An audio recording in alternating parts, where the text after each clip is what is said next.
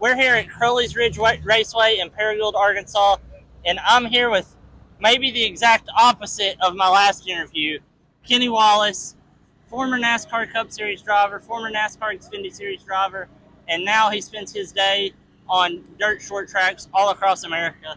And the first question I have for you, Kenny, is you're at a point in your career now where you can just kind of pick and choose where and when to race, and what goes into building your schedule at the start of every season? Well, this is a new year for me. What is it, 2023? I lose track of the years, but now my life is more about balance because I'll be 60 years old here in just a little bit, August 23. So on August 23rd, I'm turning 60. So now it's not so much about it if I can race more than anybody. So last year, 2022, I ran the most races in our series. I ran 76 nights. And we won 2 championships. We won the Missouri-Illinois Regional Championship. Then we also won the local championship at Peevely, Missouri. We won 11 races. And we raced all over America. From Volusia. We did a lot of racing. So now it's more about we're going to run 30 races this year. Mm-hmm. Tonight will be night number 25 for me. And, we are on the Kyle Petty charity ride. We're doing grandbabies, birthdays. We're doing vacations with my wife. We're doing the SRX race. We raced the second Stafford race, and now we're going to run the last one at Lucas Oil Speedway. So you see what I'm saying? More of a balance.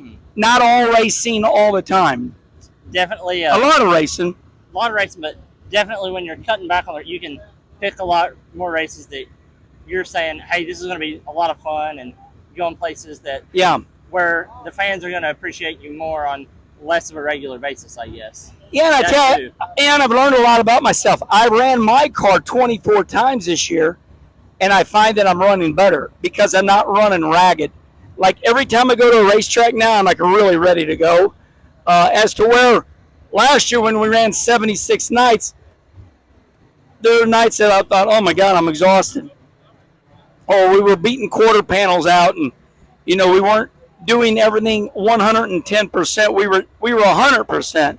We weren't 110. So, this year we've won 3 races, and we've got, I think out of 24 nights, we're like at 21 top 3s. Oh, wow. Yeah, and I think it's just because we're more prepared. Yes, and then another question that kind of goes into that is, you said 24 races this year, you ran your own car, and this being your 25th race. So what's it like coming to a track that you only come to once a year, racing with 3 separate teams that you normally don't work with? Can you give everybody some insight on what that's like?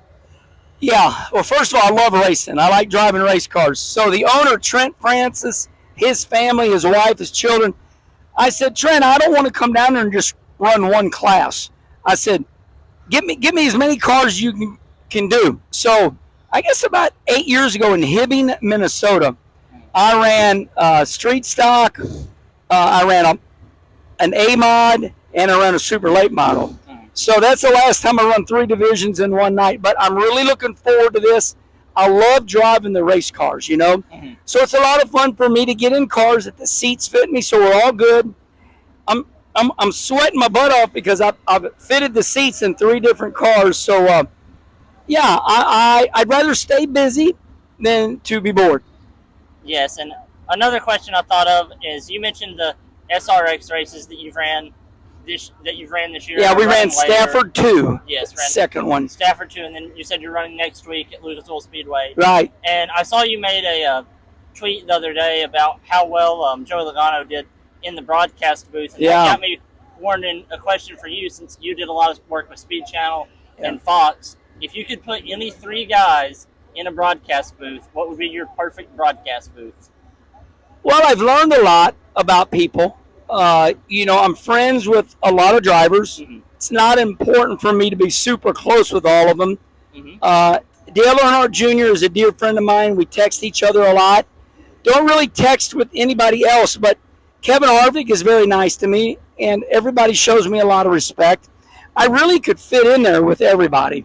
I think from a personal standpoint, I've been friends with Dale Jr. before he was a race car driver. I'd love to do something with him. I think, Harvick would be fun because he knows me. And Joey Logano, as you saw, we did Kenny Conversation and the big 1-hour interview with Joey Logano. And he really surprised me how much fun he was out of a NASCAR environment. So when he did the SRX race at Berlin Raceway, he was fun. And I find that the more time I spend around Joey, I realize how full of fun he is. He definitely is one of the most fun people I've spent a lot of time with, too. I mean, he's been a close friend of mine since I was 8 years old. So that's a fun thing. I think he has a good heart, and he means well. Definitely. Every now and then he might go a little crazy on the track workers. Well, he's a racer. It's hard, I always tell everybody it's hard to be perfect.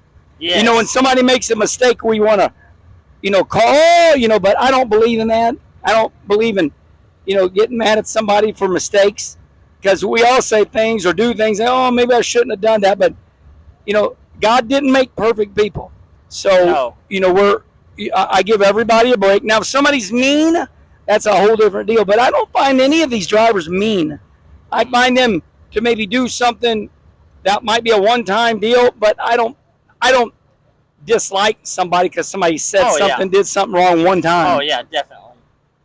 And my last question, it's going to be a non-racing related question for you, but me and you are both huge St. Louis Cardinals fans. What do you think the solution in St. Louis is to turn the ship around? Start over. I mean, I'm afraid I don't know if over the winter is going to fix it, because I mean, we got rid of Flaherty and he goes and wins right away. DeYoung's fine. I think we got an upper management problem. I think once Ollie Marmol, he's our manager, but I don't like it that John Mozeliak is not running the everyday player trades. He's moved up now, and there's another man in charge. It seems like the whole dynamics of the Cardinals have changed, and I think it starts up at the top, because we clearly needed pitching, but they didn't see that. The whole world saw we needed pitching, all through the middle of the winter, and they didn't get any. And here's what we get. So our bats have been strong, but we can't be giving up 7 innings before the 4th inning. Yes. And that's where we're at right now. Yes, and well, speaking of Cardinal baseball, with the Cardinals need pitching, let's hope that Kenny Wallace pitches a perfect game tonight and goes 3 for 3. Thank you, buddy. Thank you.